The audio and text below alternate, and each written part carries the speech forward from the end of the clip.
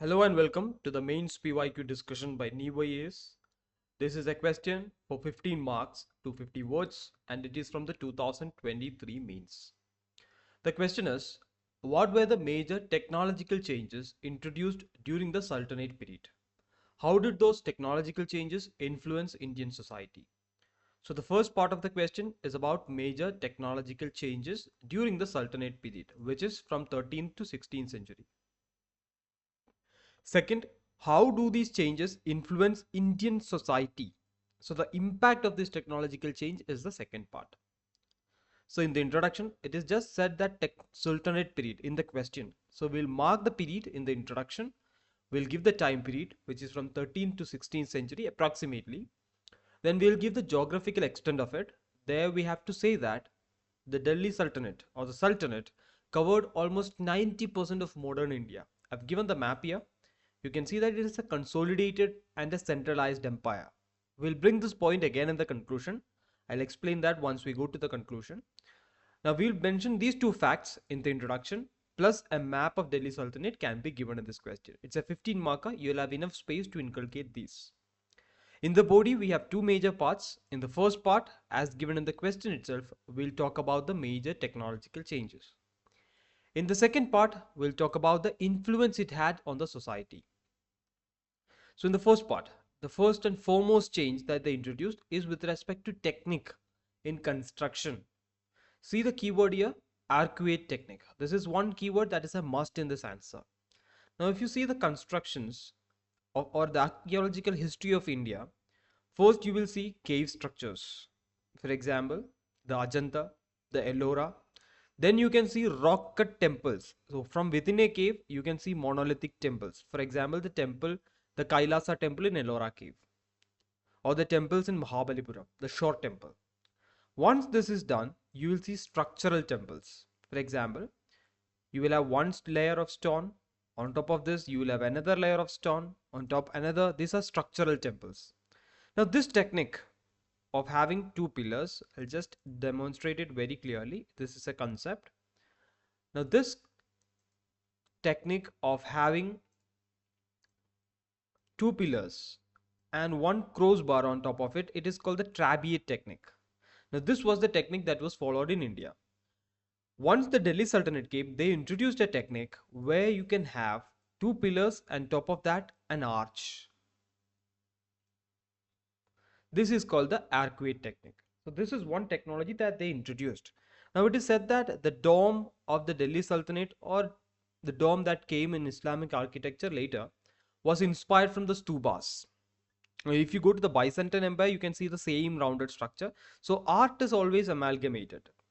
So let's not question that. But this is one technique, the arch technique, the arcuate technique that was brought by the Delhi Sultanate during their time period. So this is one keyword that we have to include. And we can give examples like arches, domes and minarets. Second is the novelty in terms of the material. Red sandstone and white marble. So white marble always represented love and peace. Red sandstone represented power and valor. Third is technology with respect to running water. For example, if you take the Delhi Sultanate construction or Islamic construction in general, you will always see something called the charbagh. Charbagh is the model of the garden mentioned in Quran, the first garden where Adam and Eve lived. It is in this model that Islamic constructions are also made. Right in the center of the charbagh, you will have the building. And along these lines, you will have running water. So how do they make the running water happen? They do this using a foundation technique. So this technology is something that they introduced along with architecture. Then you have acoustics in halls. For example, if you take a large chamber, the sound of the Sultan who is sitting here will be echoed like this. And the entire hall can have this voice. So that technology was also introduced in a refined form in the halls of Delhi Sultanate. So within construction, we have 4 different technologies. After that, we'll give some key technology in agriculture, which is Persian wheel. It's a classic introduction of the Delhi Sultanate to Indian subcontinent, the Persian wheel. Next is gunpowder. So when Babur came to India and fought Ibrahim Lodi in 1526, he had a gun But gunpowder is something that was introduced to Indian subcontinent during the Delhi Sultanate period. Now, this is one invention that is going on in different parts of the world. Even Chinese are inventing gunpowder on their own. In India also during the Delhi Sultanate period it is introduced. So there is a confusion regarding who introduced it first, but we can give it as a point in Delhi Sultanate. Third, coins. There were a lot of experiments that took place during the Sultanate period. One classical example is the token currency of Muhammad bin Tughlaq. So he introduced something called the token currency, which is currency from cheap material, copper. But this experiment failed, but this technological innovation was something that he did. Next is with respect to painting. They brought something called the miniature painting. This flourished during the Mughal period, but its origin can be traced back to the Delhi Sultanate period. So we have these many dimensions under these many points. Next, we'll look at the impact it had on the society.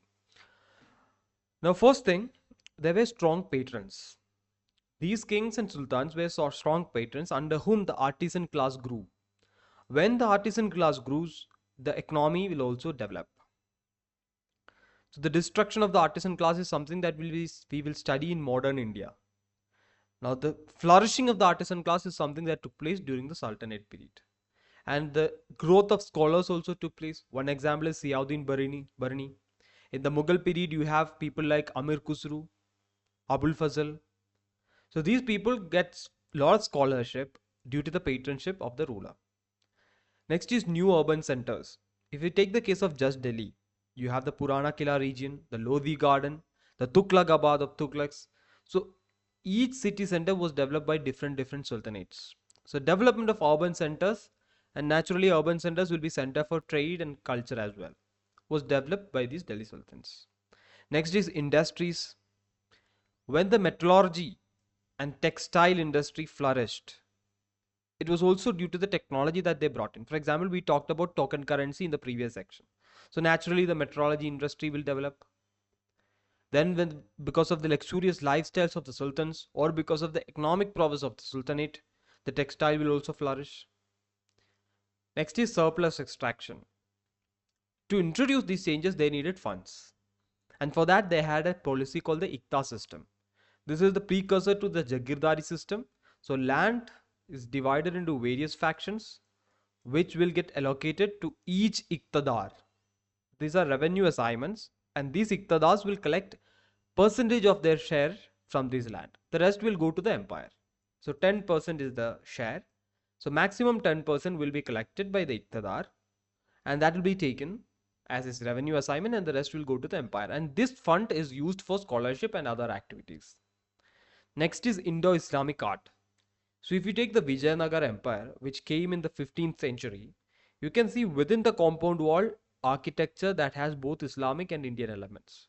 So this amalgamation of Indian and Islamic element took place during the Sultanate period. So this is something that has profound impact even in the later period. Finally, the growth of languages like Urdu and Persian. Persian was the court language of India even during the British time, and that owes to the legacy of the Delhi Sultanate. So the development and the technology that they had profound impact on society at various levels. We are marking that as 6 points in the second part. In the first point, we have 5 major points, and one point has 4 sub points. So this will suffice for a 15-mark answer, and we will conclude this discussion by talking about the stability of the dynasty. So the Guptas declined in 3rd to 4th century BC. After that, there is a long period of disintegration and local polities like the Gujra Pratiharas, Rashtrakutas, Palas. Then this was the empire that came as a consolidated or a centralized empire. And this was reflected in the changes that they introduced in technology, architecture, art, and social changes as well. So that is the idea behind this answer. I hope the explanation is clear. Thank you for listening.